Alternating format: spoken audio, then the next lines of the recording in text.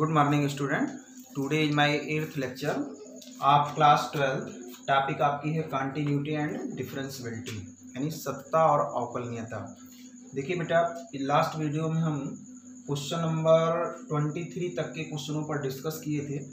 आज हम इस वीडियो में क्वेश्चन नंबर 24, बाकी 25 आप इटसेल्फ लगाएंगे, बाकी 26, 27, 28 और 29 तक के क्वेश्चनों पर हम डिस्कस करेंगे।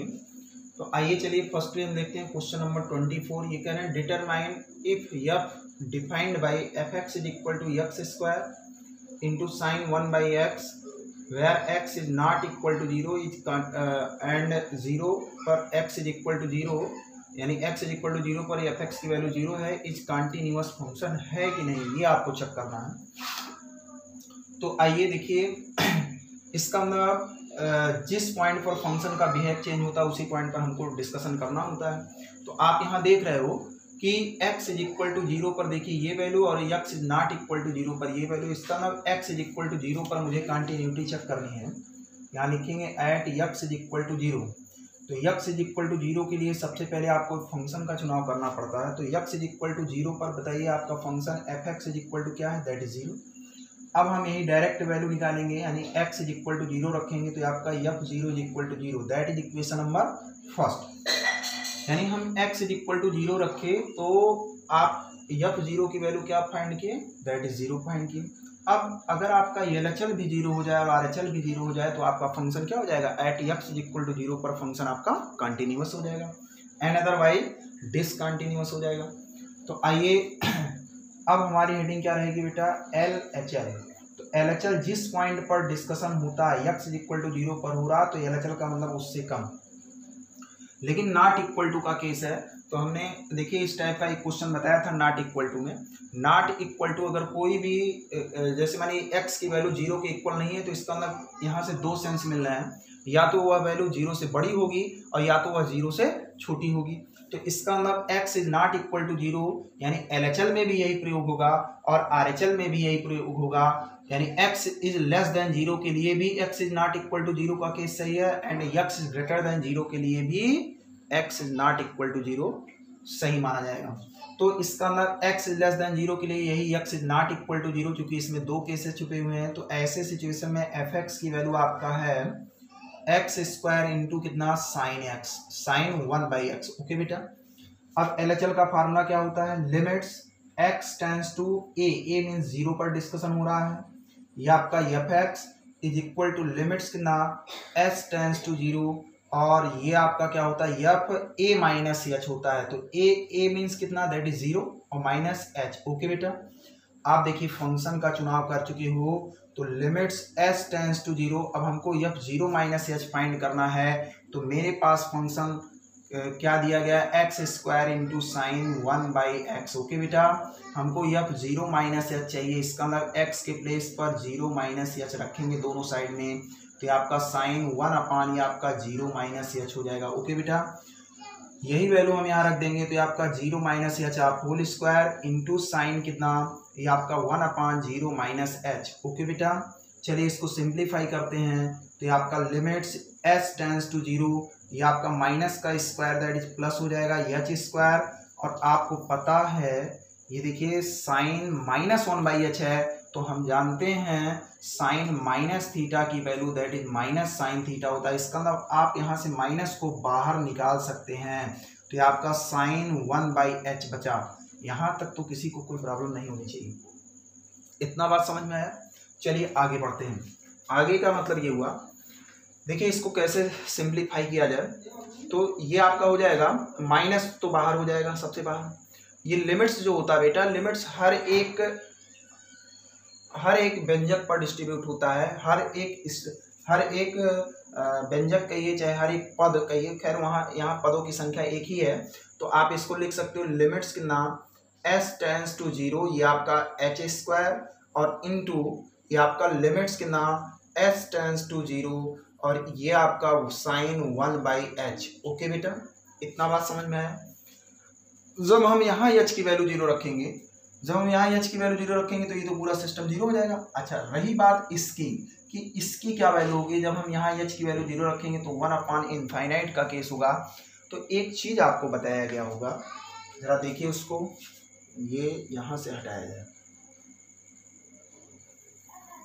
हाँ देखिए आपको ये पता है कि साइन थीटा की जो वैल्यू होती है बेटा, साइन थीटा की वैल्यू हमेशा -1 से लेकर और +1 तक के बीच लाइज करती है साइन थीटा की वैल्यू।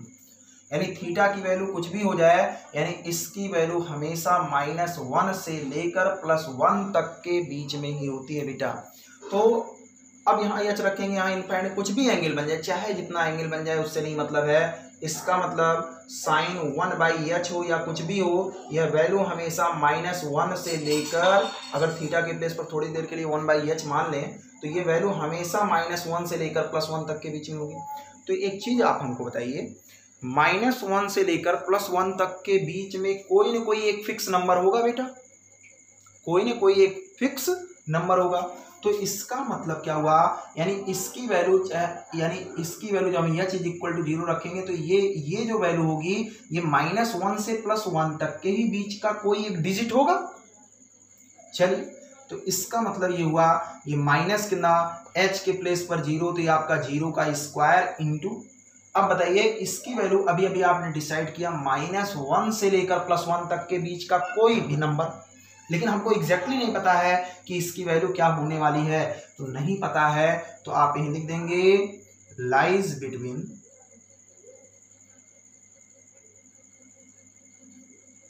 -1 to +1, मतलब इसकी वैल्यू -1 से +1 तक के बीच में कोई ना कोई एक वैल्यू होगी। तो ये बताइए भैया, बाहर 0 से मल्टीप्लाई हो रहा तो ये सबको क्या कर देगा, यहाँ कोई मान लीजिए कोई एक डिजिट आ जाए तो उस डिजिट का 0 में जब मल्टीप्लाई करेंगे तो 0 नहीं हो जाएगा रिजल्ट। तो दैट इज ये इक्वेशन नंबर 2। ओके बेटा, इसका मतलब डायरेक्ट वैल्यू 0 और LHL की वैल्यू 0, इसका मतलब हमको इसके RHL पर डिस्कस करना पड़ेगा। आइए इसका RHL हम देखते हैं। यहाँ क्या लिखेंगे, RHL, जिस पॉइंट पर डिस्कशन उससे ग्रेटर, यानी ग्रेटर के भी केस में ही नॉट इक्वल टू का केस दिया जाएगा। इसका मतलब fx की value x² into sine 1/x। Okay बेटा, चलिए फिर हम आगे बढ़ते हैं। फंक्शन का तो चुनाव हो चुका है। अब फार्मूला लिमिट्स कितना, x टेंड्स टू 0 प्लस, चूंकि RHL निकाल रहे हो, ये आपका fx = limits s tends to 0 और ये आपका fa+h दैट इज 0+h होगा। तो ये आपका हो जाएगा लिमिट्स कितना, s टेंड्स टू 0। हमारे पास fx की वैल्यू इतना है, अब हमको यह 0+h निकालना, तो बेटा यहीं 0+h रखेंगे तो इधर 0+h का क्या हो जाएगा, ये आपका 0+h आप होल स्क्वायर हो जाएगा।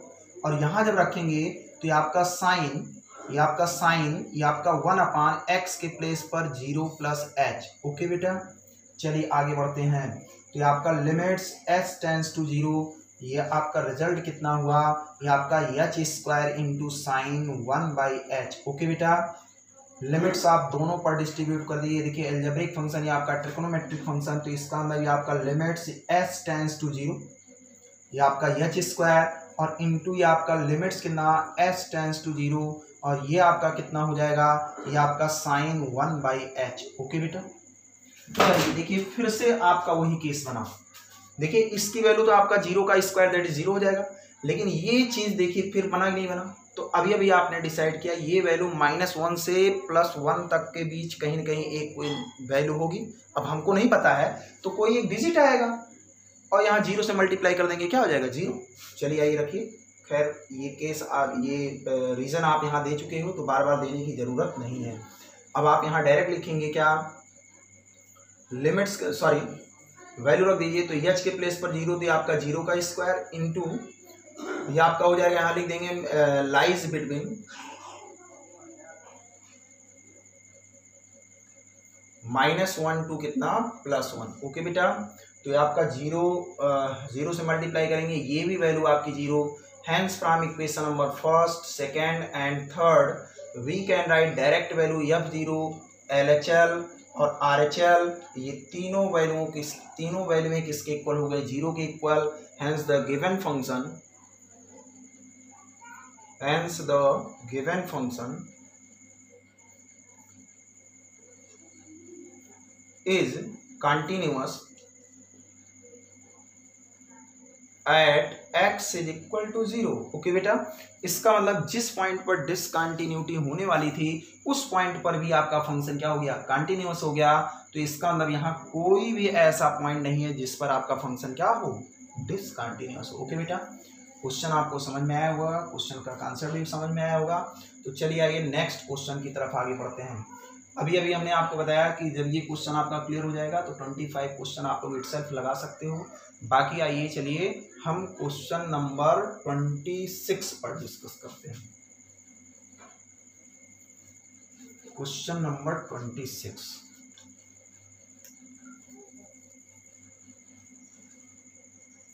चलिए आइए क्वेश्चन नंबर 26 देखते हैं क्या 26 नंबर का कह रहे हैं।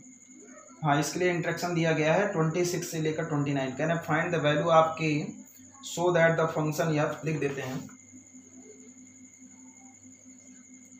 फाइंड द वैल्यू आपके, कह रहे so that the function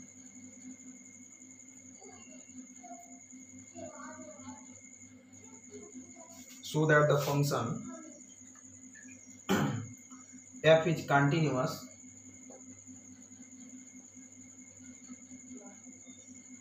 at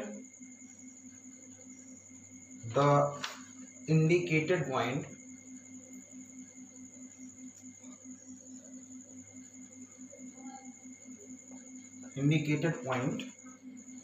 in question number 26 to 29 to 29। Okay बेटा, यानी 26 आपके सामने क्या है, 26 नंबर जरा देखिए, ये कह रहे हैं एफ एक्स की वैल्यू आपको दिया गया है that is K cos X dividing by pi minus 2x। Okay बेटा, ये आपका x is not equal to pi by 2, और फिर उसके बाद ये वैल्यू आपकी 3 की इक्वल है जब x की वैल्यू पाई बाई 2 है। ये कह रहे हैं at x is equal to pi by 2। Okay बेटा, चलिए आगे बढ़ते हैं। देखिए आपको फंक्शन दिया गया F x is equal to K cos X dividing by pi minus 2x where x is not equal to pi by 2, and इसी एफ एक्स की वैल्यू 3 की इक्वल जब x की वैल्यू पाई बाई 2 के equal है। तो कह रहे हैं at x is equal to pi by 2 पर जब ये आपका दिया गया फंक्शन कंटिन्यूअस है, क्वेश्चन यही कह रहा है बेटा कि जो इंडिकेटेड जो पॉइंट है, यानी जो दिया गया पॉइंट है, इस पॉइंट पर ये आपका फंक्शन कंटिन्यूअस है, तब आपको k की वैल्यू फाइंड करनी है। ओके बेटा, क्वेश्चन ये आपका है। तो आइए चलिए इस क्वेश्चन पर डिस्कस किया जाए। तो डिस्कस करने से पहले हम इसकी पूरी समरी आपके सामने रख देते हैं। समरी ये है बेटा कि अगर कोई भी फंक्शन अगर किसी भी पॉइंट पर कंटिन्यूअस होता है तो कई क्वेश्चनों में हम ये लगाते हुए आ रहे हैं, देखते हुए आ रहे हैं कि वहाँ डायरेक्ट वैल्यू, यानी जिस पॉइंट पर आपका डिस्कशन हो रहा है वो वैल्यू, फिर उसके बाद LHL की वैल्यू और RHL की वैल्यू, तीनों वैल्यू में आपस में इक्वल होनी चाहिए। तो अगर ये आपका function x is equal to pi by 2 पर कंटिन्यूअस है तो इसका मतलब इसकी x is equal to pi by 2 पर डायरेक्ट वैल्यू, LHL की वैल्यू और RHL की वैल्यू, तीनों वैल्यू में आपस में इक्वल होनी चाहिए। तो जैसे हम इन तीनों को आपस में इक्वल करेंगे, कहीं कहीं आपको एक रिलेशन मिलेगा और उस रिलेशन के माध्यम से आपको k की वैल्यू फाइंड आउट हो जाएगी। ओके बेटा, तो चलिए ये क्वेश्चन शुरू करते हैं। यहाँ लिखेंगे at x is equal to pi by 2। तो सबसे पहले तो बेटा x is equal to pi by 2 पर तो आपका फंक्शन कंटिन्यूअस है, ये दिया गया है। At x is equal to pi by 2 the given function is continuous. Okay बेटा, तो x is equal to pi by 2 पर सबसे पहले हम फंक्शन का चुनाव करेंगे। तो x is equal to pi by 2 यहाँ है, तो एफ एक्स की वैल्यू किसके इक्वल, 3 की इक्वल। तो डायरेक्ट वैल्यू यानी पाई बाई 2 रखेंगे तो ये आपको पाई बाई 2 की वैल्यू क्या मिल गई, इधर x सही है नहीं तो ये आपका 3 हो जाएगा। That is equation number first, यानी डायरेक्ट वैल्यू हमको 3 मिल गया है। तो अगर मैं इसको इसका LHL सॉल्व करता हूँ तो वह भी वैल्यू आपकी 3 की इक्वल होनी चाहिए क्योंकि कंटिन्यूअस है। तो क्या किया जाए, इसके LHL पर डिस्कस किया जाए। LHL, तो LHL मीन्स जिस पॉइंट पर डिस्कशन हो रहा है बेटा उससे वैल्यू लेस, और नॉट इक्वल टू का केस में हमने आपको बताया था, नॉट इक्वल टू के केस में दो चीजें छुपी होती हैं, एक लेस और एक क्या, ग्रेटर।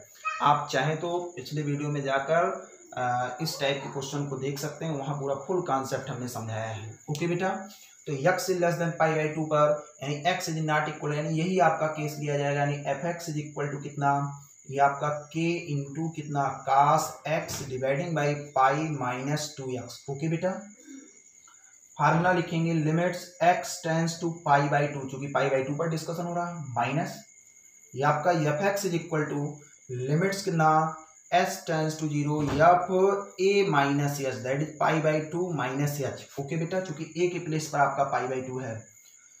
फंक्शन का आप चुनाव कर चुके हो, अब हमको यह पाई बाई 2 माइनस एच चाहिए, तो इसका मतलब यही हम x के प्लेस पर पाई बाई 2 माइनस एच रखेंगे, तो इधर रखेंगे तो इधर भी रखेंगे, तो क्या वैल्यू मिलेगा आप लोग जानते हैं, limits s tends to 0, k तो ऐसे ही रहेगा, cos x के प्लेस पर मैं पाई बाई 2 माइनस एच बैठा रहा हूँ, dividing by pi minus 2 into x के प्लेस पर बेटा पाई बाई 2 माइनस एच। ओके बेटा, चलिए आगे बढ़ते हैं, इसी को सॉल्व किया जाए तो आपका limits s tends to 0 cos 90 minus theta सबको पता है साइन थीटा होता है, दैट इज साइन h। ओके बेटा, चलिए होल डिवाइडिंग बाई ये आपका पाई माइनस 2 को अंदर भेज दिए तो 2 से 2 कैंसिल आउट, दैट इज कितना माइनस पाई, और माइनस माइनस प्लस ये आपका 2h। देखिए पाई से पाई क्या हो गया बेटा, कैंसिल आउट हो गया। इसका मतलब लिमिट्स s टेंस टू 0 ये आपका k इंटू साइन 1 अपान क्या बचा बेटा, 1 अपान ये आपका 2h बचा। आप थोड़ा सा दिमाग दौड़ाइए, चूंकि यहाँ डायरेक्टली वैल्यू अगर h की रखेंगे तो ये आपको साइन 0 दैट इज 0 और डिवाइडिंग बाई 0 का केस बन रहा है। तो आपको 11th क्लास में एक फार्मूला आपको बताया गया होगा, देखिए फार्मूला मैं आपके सामने लिख दे रहा हूँ, फार्मूला मैं लिख रहा हूँ, देखिए यहाँ ऐसे बॉक्स में फार्मूला ये बताया गया था, लिमिट्स थीटा टेंस टू 0 और साइन थीटा बाई थीटा की वैल्यू बेटा 1 के इक्वल होती है। इसका मतलब साइन के साथ जितना एंगल है उसी एंगल से डिवाइड, और वही टेंस टू 0 हो तो इसकी वैल्यू 1 के इक्वल। तो आप देख रहे हो जितना एंगल यानी h एंगल है तो h से देखिए डिवाइड भी हो रहा है, 2 देखिए फालतू, तो 2 को हम किनारे कर देंगे, और h टेंस टू 0 तो यहां से लेकर ये पूरी वैल्यू किसके इक्वल हो जाएगी बेटा, 1 के इक्वल हो जाएगी। तो ये आपका हो जाएगा k बाई 2 और into sine h by h, इस फार्मूले से दैट इज कितना 1, यानी ये वैल्यू आपकी आ गई k by 2, that is equation number कितना, सेकेंड। ओके बेटा, चलिए आगे बढ़ते हैं।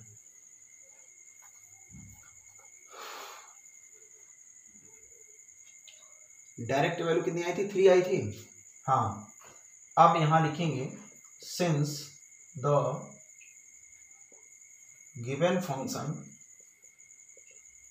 Is continuous at x is equal to pi by 2, hence देखिए यहां से क्या होना चाहिए भाई, डायरेक्ट वैल्यू यानी f पाई बाई 2 की वैल्यू और LHL के ही इक्वल होनी चाहिए, खैर RHL के भी इक्वल होगा। तो जब मेरा काम यहीं से बन जा रहा तो RHL निकालने की कोई आवश्यकता ही नहीं है, तो अब डायरेक्ट वैल्यू LHL के इक्वल चलिए लिख देते हैं, लेकिन खैर कोई आवश्यकता नहीं है, क्योंकि k की वैल्यू निकालनी है तो k यानी एक वेरिएबल है तो एक ही इक्वेशन की जरूरत है, बाकी जब 2 वेरिएबल रहेगा तो RHL मुझे निकालना पड़ेगा। इस टाइप के भी क्वेश्चन आपके में, तो खैर यहीं से हमें मिल गया f पाई बाई 2 की value from equation number first से 3 था, और RHL की वैल्यू LHL की वैल्यू कितना k बाई 2, आप इसको इधर मल्टीप्लाई कर दीजिए तो k is equal to 3 into 2 that is कितना 6, यानी k की वैल्यू कितनी हो गई बेटा 6, यानी दिया गया फंक्शन आपका x is equal to pi by 2 पर तभी कंटिन्यूअस होगा जब k की वैल्यू कितनी हो जाए 6 के इक्वल हो जाए। ओके बेटा, कॉन्सेप्ट वैसे आपको समझ में आया होगा। बहुत लोगों के दिमाग में ये होगा कि सर यहाँ RHL नहीं निकाले, RHL की यहाँ कोई आवश्यकता, RHL निकाल लीजिए 1-2 स्टेप, तब भी आपका वही रिजल्ट आएगा। ठीक है, चलिए आगे बढ़ते हैं, एक क्वेश्चन और देखते हैं इसी का, चलिए इसी का लास्ट वाला देखते हैं 29।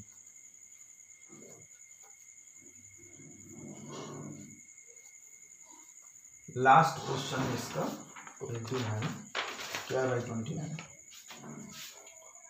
29 आपका है बेटा, f x is equal to दिया गया है के एक्स प्लस 1, कह रहे x is less or equal than 5, ये कह रहे हैं 3x minus one, 3x minus one कह रहे हैं x is greater than 5,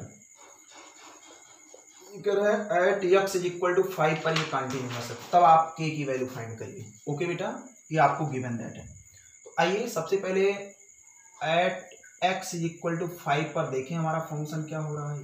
f(x) की value at x is equal to 5 पर क्या बन रहा है भाई, kx प्लस 1 दे रहा है। अब यहाँ सबसे पहले मैं डायरेक्ट वैल्यू निकालूंगा, तो यह 5 की वैल्यू हो जाएगी k इंटू 5 प्लस 1, इसका मतलब यह 5 की वैल्यू हो जाएगी 5k plus 1, that is equation number first. Okay बेटा, इसका मतलब हमारा डायरेक्ट वैल्यू 5k प्लस 1 हो गया, यानी अगर ये फंक्शन कंटिन्यूअस होगा तो इसका LHL भी इसी के इक्वल होना चाहिए। तो जितना आएगा बस खट से हम उसको इसके इक्वल कर देंगे, क्योंकि आपका फंक्शन कंटिन्यूअस है। तो जैसे हम इक्वल करेंगे तुरंत आपको k की वैल्यू नहीं मिलेगी, तो इसका मतलब हमको इसके LHL की आवश्यकता है। तो LHL में जिस पॉइंट पर डिस्कशन उससे लेस होता है, तो x से लेस देन संयोग बस यही आपका दे रहा है। कितना दे रहा है भाई, ये आपका f(x) इज इक्वल टू कितना, kx प्लस 1। ओके बेटा, फार्मूला क्या होता है, limits x tends to a means 5 minus ये आपका f(x) is equal to limits ये आपका s टेंड्स टू 0 f ये आपका a minus h, that is 5 minus H हो जाएगा। ओके बेटा, अब हमारे पास f(x) हमको यह 5 माइनस एच चाहिए। क्या किया जाए, इसी फंक्शन में x के प्लेस पर 5 माइनस एच रखा जाए, तो इधर भी रखेंगे तो आपका k इंटू आपका 5 माइनस एच प्लस 1 होगा कि नहीं होगा भाई, आप यहाँ बगल में रीजन दे दीजिएगा। चलिए आपका यस टेंड्स टू 0 लिमिट्स आप सेटिस्फाई कर दीजिए, तो k इंटू आपका 5 माइनस 0 प्लस 1 ये आपका कितना 5k plus 1, that is equation number second. हाँ, अब यहाँ आपको देखिए RHL निकालने की आवश्यकता पड़ेगी। क्यों पड़ेगी, क्योंकि अगर मैं इसको इसके इक्वल कर दूंगा, क्योंकि फंक्शन मेरा कंटिन्यूअस है, तो डायरेक्ट वैल्यू अगर इसके इक्वल हो जाएगी तो 5k plus 1 is equal to 5k plus 1 cancel out, that is 0 equal to 0। इसका मतलब यहाँ से आपको k की वैल्यू मिल ही नहीं सकती। तो यहाँ इसके लिए हमको इसके RHL की भी आवश्यकता पड़ेगी। तो RHL x is greater than कितना बेटा 5, तो यहाँ f(x) is equal to x is greater than 5 के लिए क्या होगा आपका function, that is 3x minus 1। Formula आपके पास है limits x tends to 5 plus ये आपका f(x) is equal to limits ये आपका s टेंड्स टू 0 f ये आपका 5 प्लस h। ओके बेटा, a प्लस h होता है। अब क्या किया जाए, सॉल्व किया जाए, तो ये आपका लिमिट्स s टेंड्स टू 0, अब हमको यह 5 प्लस h चाहिए, तो RHL के लिए आपका फंक्शन 3x माइनस 1 है, x के प्लेस पर हम 5 प्लस h रखेंगे, तो इधर भी रखेंगे, क्या मिलेगा 3 into 5 plus h minus 1। Okay बेटा, लिमिट सेटिस्फाई कर दिया जाए, तो आपका 3 इंटू 5 प्लस 0 माइनस 1, 5 या 15, 5 या 15 में से एक गया कितना बेटा 14, समीकरण नंबर कितना 3। अब यहाँ क्या लिखेंगे, here given that the function the given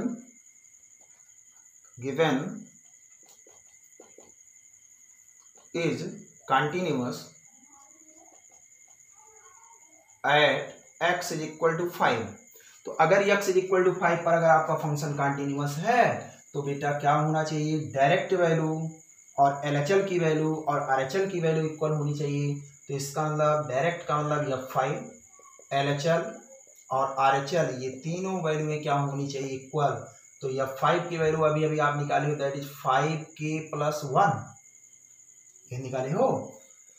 direct value LHL की वैल्यू भी 5k प्लस कितना 1 आया, और RHL की वैल्यू कितना आया बेटा, ये देखिए 14 आया। अब इन दोनों को अगर आपस में इक्वल करेंगे तो हमको k की वैल्यू नहीं मिल सकती। आप चाहे इन दोनों को एक साथ कर लीजिए, चाहे इन दोनों को एक साथ कर लीजिए, यानी relation number first, relation number second and relation number third. चलिए सेकंड एंड थर्ड से, फ्रॉम सेकंड एंड कितना थर्ड से मैं देख रहा हूँ 5k प्लस 1 इक्वल टू 14, तो इसका मतलब 5k is equal to 14 minus 1, तो k इज इक्वल टू कितना 13, 5 से डिवाइड यानी 13/5। इसका मतलब क्या हुआ कि दिया गया फंक्शन आपका कंटिन्यूअस तभी हो सकता है at x is equal to 5 पर जब k की वैल्यू 13/5 होगी। ओके बेटा, मुझे विश्वास है कि आप लोगों को इसका कॉन्सेप्ट समझ में आया होगा, और अगर नहीं आया होगा, अगर किसी भी प्रकार की कोई दिक्कत होगी किसी भी पॉइंट पर, तो आप लोग कमेंट जरूर करिएगा और हमको बताइएगा, फिर से हम इसको समझाने का प्रयास करेंगे। ओके बेटा।